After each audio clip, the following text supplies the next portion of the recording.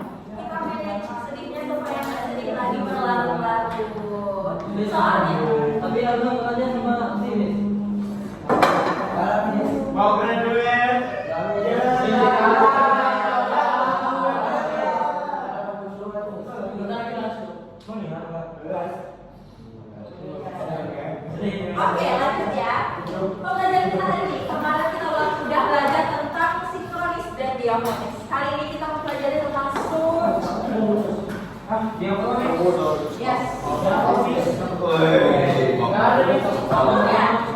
aja ya. Search itu apa sejarah? Sumber. History. Sejarah. Segala. Bapak sejarah. Gak ada bapak sejarah. Bukan. Bapak sejarah bukan. Segala sesuatu ini memiliki segala sumber. Sumber air sudah. Segala sesuatu ini dijelaskan lagi memiliki sumber. Kita bisa di sini, bisa hadir di dunia ini. Sumbernya siapa? Tuhan. Kalian bisa belajar sumbernya dari mana? Kalian kalau dapat kabar, misalnya Anda galau loh, pasti nanya, terus dari mana kabarnya? Betul apa? Iya, pakai. Betul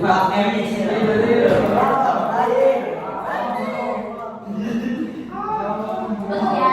Karena memang segala sesuatu itu memang ada sumbernya. Kalian kalau haus sambil main habis ambil airnya kan?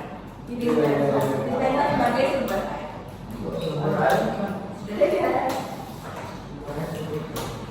Begitu pun sejarah ya anak-anak. Dalam menceritakan, menceritakan sumber cerita sejarah kapal itu memang bukan dongeng semata, tapi memiliki sumber. Seperti buku ini juga memiliki sumber. Untuk mencapai beratus-ratus halaman seperti ini, kita memerlukan sumber yang ditulis di sini. Ini adalah daftar pustaka yang mana dijadikan sumber dalam pertulisan buku ini. Yang adalah bejibun ya, dari A sampai W. Dan ada sumber 2.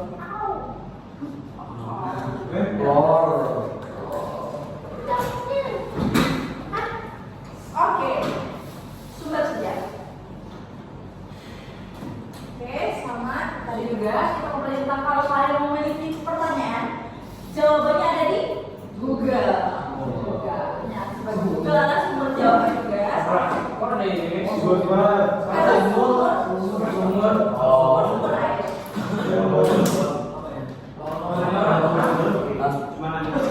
Ya, ini termasuk salah satu sumber juga. Sumbernya sumber air. Oh ya. Paham ya? Nah, ini adalah keuntungan dari kita mengetahui sumber sejarah. Pertama, menjaga tradisi dan pelestarian informasi sejarah. Dan yang kedua, sumber informasi dalam penilaian sejarah. Dulu, waktu Miss masih kuliah, Miss bikin skripsi. Judulnya, pokoknya tentang suatu tradisi di tempat Miss yang sudah mulai memudar.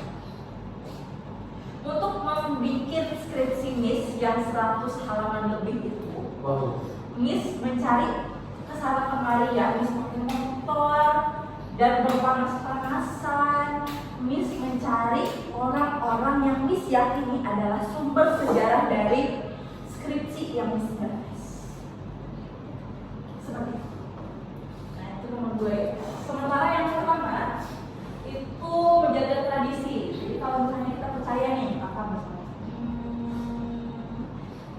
tentang sumber tentang tradisi pasar Katu, tradisinya terjaga ya sampai sekarang. Alhamdulillah, walaupun penggunaannya sekarang nggak sebutkan pasar konvensional.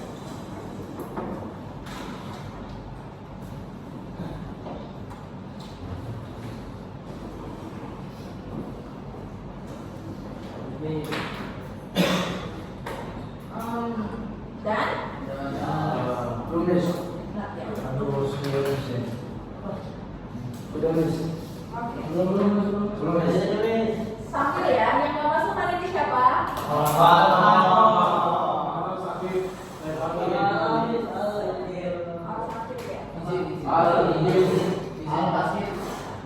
Tanya dong, di antara kalian semua yang hadir di sini, ada nggak semingguan ini nggak masuk rumah sakit? Ayo, hari ini nggak masuk. Udah sembuh. Saya juga Sakit ya, bukan dari sakit hati. Sakit dong.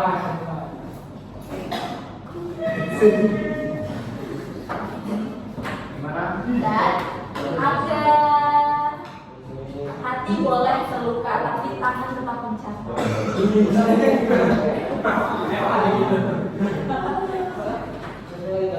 Nah, kita lihat ya. Ini tadi banget ini. Jadi banyak sekali manusia itu mengetahui sejarah, mengetahui asal usul peradaban itu karena mencatat. Kita tahu sejarah Belanda itu dan segala macam pelayaran datang sini itu karena Belanda mencatat.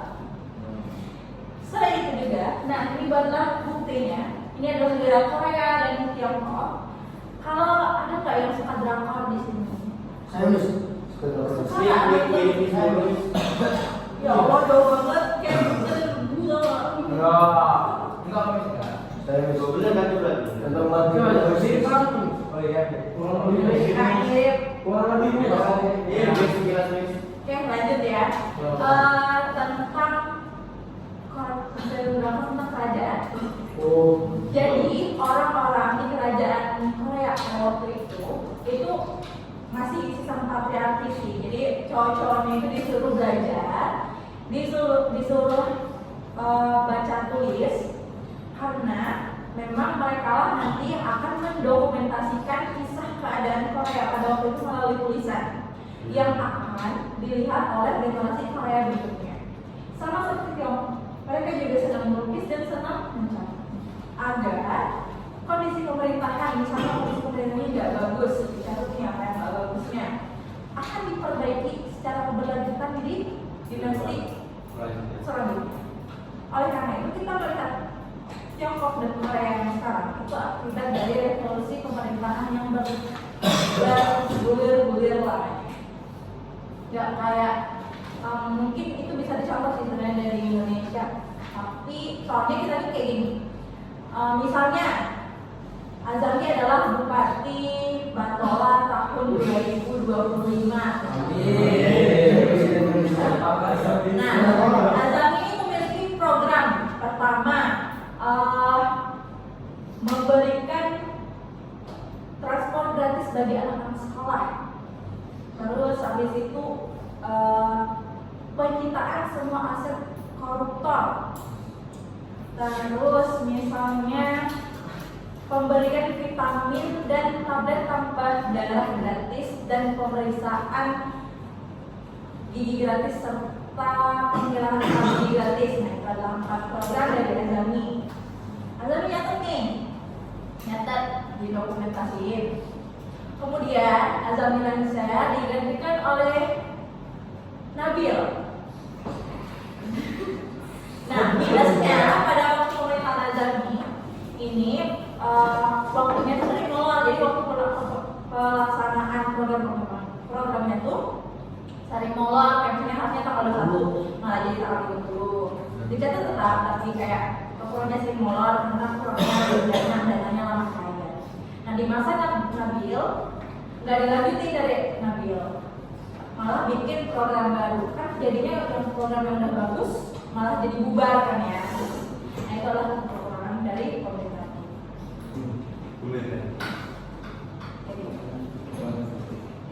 Oke, kita lanjut ya. Agak pedes ya, tadi gigit ya Allah.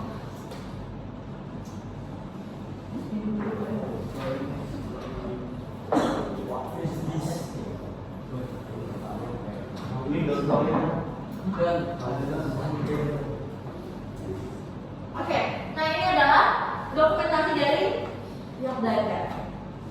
Waktu dulu Belanda memang membangun sarana dan prasarana di Indonesia, jadi nggak cuma menjajah, tapi dia membangun juga. Belanda ini adalah bangsa yang senang mendokumentasi dan mencatat. Makanya kita tahu bahwa orang Indonesia dari dulu korupsi karena catatan dari Belanda. Ingat nggak yang waktu kekuasaan yang kata orang Indonesia tuh pekerja Indonesia tuh nggak dibayar. Sebenarnya dibayar, bikin rel itu dibayar. Ada catatannya dari pihak Belanda yang nyatet, dikasih ke bupati duitnya, sama bupati duitnya dikorupsi. Alhasil pekerjanya nggak dapat duit. dalam sejarah kita, dari point of view kita nggak dapat duit, padahal sebenarnya digaji, cuma duitnya dikorupsi. Seluruh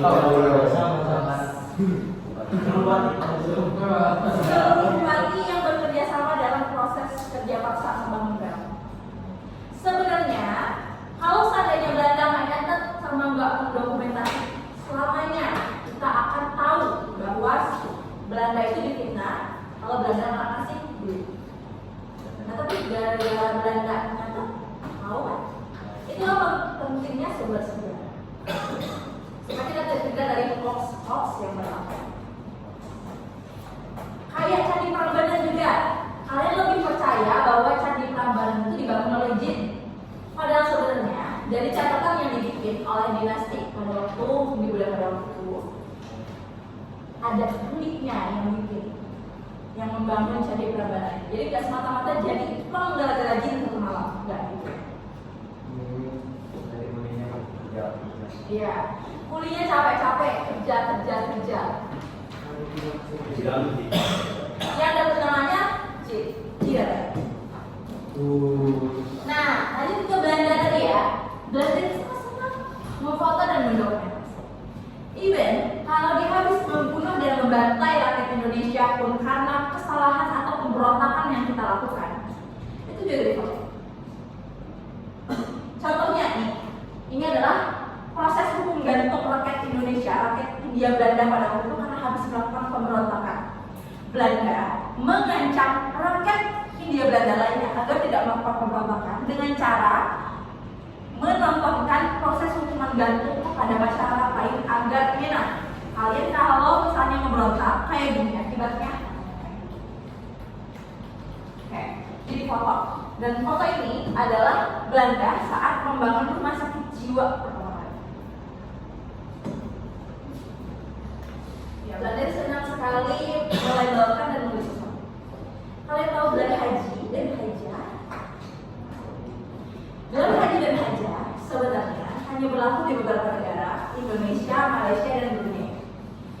Pada awalnya sejarah Indonesia, gelar haji dan hajah itu disematkan oleh Belanda. Karena pada waktu itu, pada masa Hindia Belanda, orang-orang yang berangkat haji, karena pakai kapal, sekalian belajar. Jadi haji itu nggak cuma haji dulu, sekalian menimba ilmu dan belajar di sana. Pulang-pulang, orang-orang Indonesia yang haji itu biasanya udah tahu bahwa apa yang dilakukan Belanda itu salah dan tahu apa yang harus dilakukan. Oleh karena itu, para orang-orang yang pulang haji itu biasanya ngajak rakyat sekitar untuk melakukan pemberontakan. Udah beberapa kali terjadi. Belanda takut karena makin banyak orang yang pulang haji. Habis itu Belanda membuatlah sebuah ide atau gagasan. Kayaknya orang-orang yang baru pulang haji ini bagus deh kalau kita beri gelar. Diberilah gelar haji dan hajah agar ditandain kalau misalnya adalah di kampung 10 Pitu. Si Husain sama Nafka baru pulang haji, dapat gelar Haji Nafka dan Haji Husain. Tiba-tiba nggak ada pemberontakan di kampung ini. Siapa yang kena kejar Belanda? Nafka dan Husain, karena mereka berdua memiliki gelar haji. Untuk lebih cepat mendeteksi siapa pelaku pemberontakan yang terjadi. Nah itu asal-usul gelar haji di Indonesia.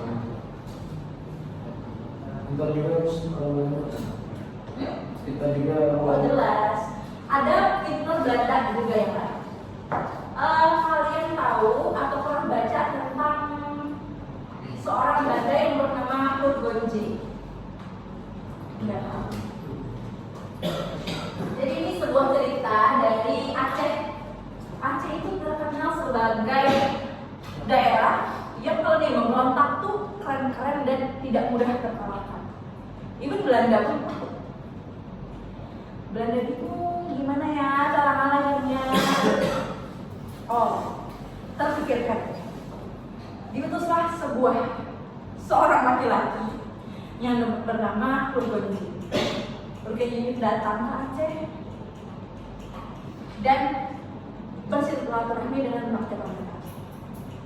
Permisi, apakah boleh aku menjadi mu'alaf dan mempelajari Islam di sini? Itu awalnya.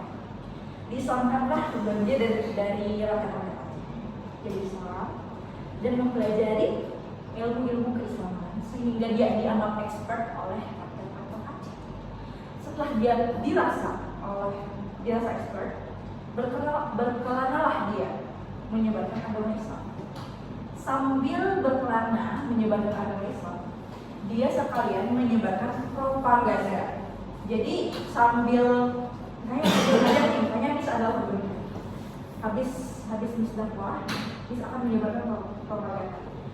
Misalnya ada kabar ini loh. Jadi dia tuh kayak mengadu domba sesama rakyat Aceh. Akhirnya berhasil. Taktik tersebut berhasil memecah belah. Cerdik.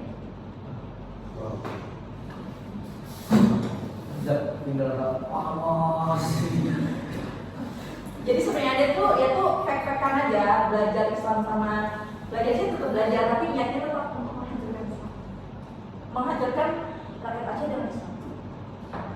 Kayak gitu. Kayak main blowing juga sih nggak pikiran ya? Ya enggak. Niat banget.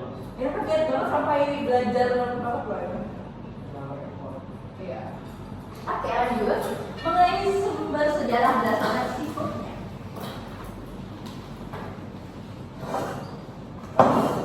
Nah, ini contohnya ya. Sumber sejarah yang primer atau sumber sejarah yang utama.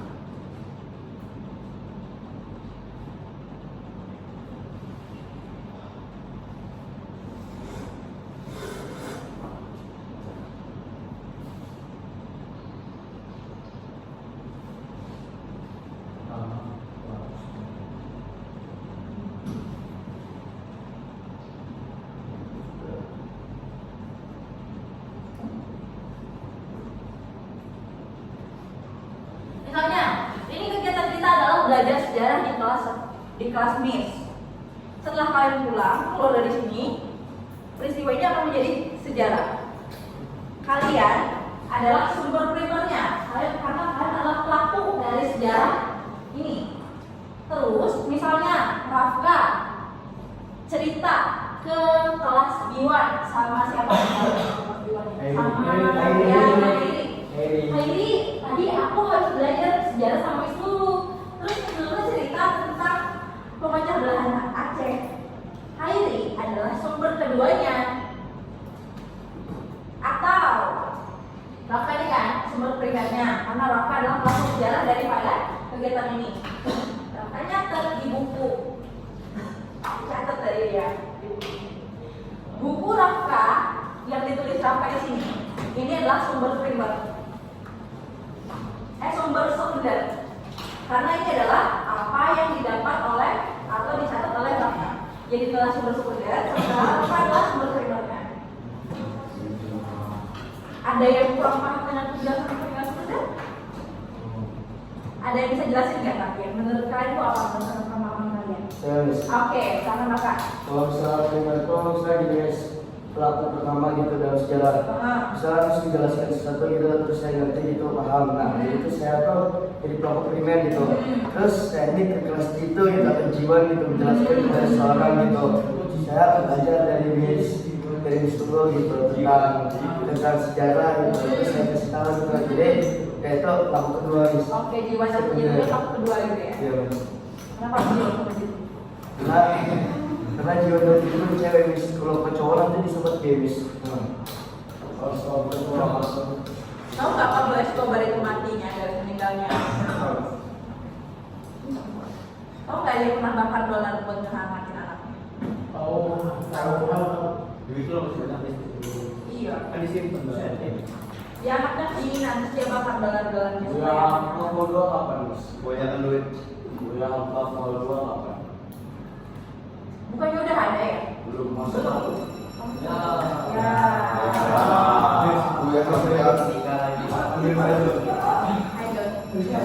Oke, terima kasih. Oke, karena bel telah berbunyi pertanda pembelajaran sejarah sudah selesai, mari kita akhiri kelas ini dengan melafazkan